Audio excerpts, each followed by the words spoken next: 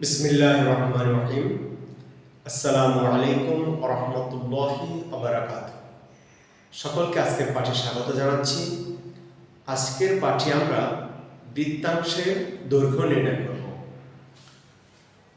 চিত্র অনুযায়ী মনে করি ও কেন্দ্র বিশিষ্ট বৃত্তের ব্যাসার্ধ r এবং চাপ AB is equal to S দ্বারা কেন্দ্রে উৎপন্ন কোণের পরিমাণ থিটা। এটা আমরা লিখে নেব। মনে করি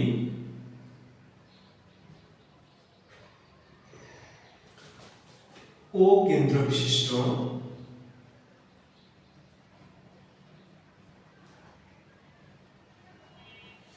বৃত্তে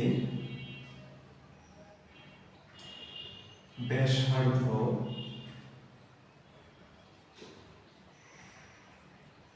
r এবং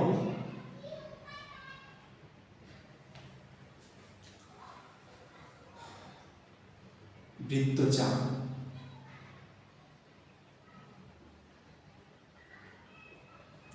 AB is equal to S দ্বারা কেন্দ্রে উৎপন্ন কোণের পরিমাণ থিটা। এটা একটা অজ্ঞাত রাশি, জানা নেই কত হবে। জানা আছে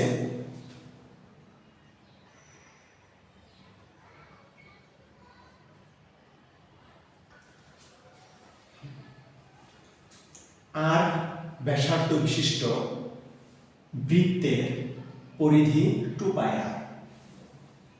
জানা আছে বৃত্তের পরিধি, জানা আছে বৃত্তের পরিধি 2πr এবং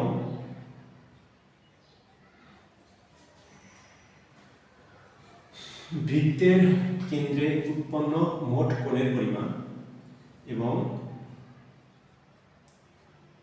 কেন্দ্রে উৎপন্ন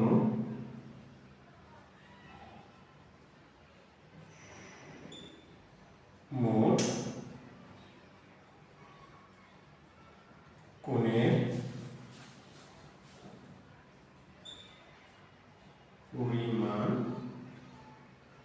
360 ডিগ্রি। এগুলো ধ্রুবক, এই যে পরিধি 2πr এবং কেন্দ্রে উৎপন্ন মোট কোণের পরিমাণ 360 ডিগ্রি, এগুলো ধ্রুবক।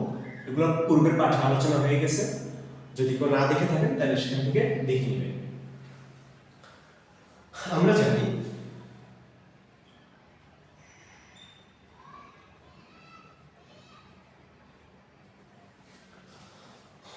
বৃত্তচাপ দ্বারা উৎপন্ন কেন্দ্রস্থ কোণ, আমরা জানি বৃত্তচাপ দ্বারা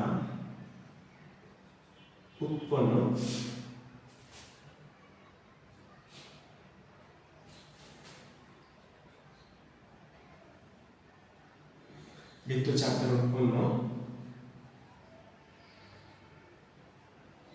কেন্দ্রস্থ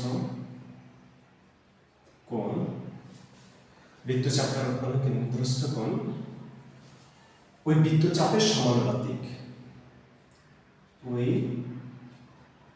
বৃত্তচাপের সমানুপাতিক। এটা আমাদের জানা আছে। অতএব আমরা লিখতে পারি এই যে বৃত্তচাপের দৈর্ঘ্য, বৃত্তচাপের দৈর্ঘ্য S, এই যে বৃত্তচাপের দৈর্ঘ্য S, বৃত্তচাপের দৈর্ঘ্য S, বৃত্তচাপের দৈর্ঘ্য S, বৃত্তচাপের দৈর্ঘ্য S, বৃত্তচাপের দৈর্ঘ্য S, বৃত্তচাপের দৈর্ঘ্য S, এর যে বৃত্তচাপের দৈর্ঘ্য এস এবং বৃত্তের মোট দৈর্ঘ্য অর্থাৎ পরিধি 2πr, এদের অনুপাত অর্থাৎ s বাই 2πr সমান হবে এই s দ্বারা উৎপন্ন কেন্দ্রর কোণ এবং বৃত্তের মোট কোণের অনুপাত থিটা বাই 360 ডিগ্রি, এদের অনুপাত সমান হবে। এইটাই আমার এর সংজ্ঞা বলছে।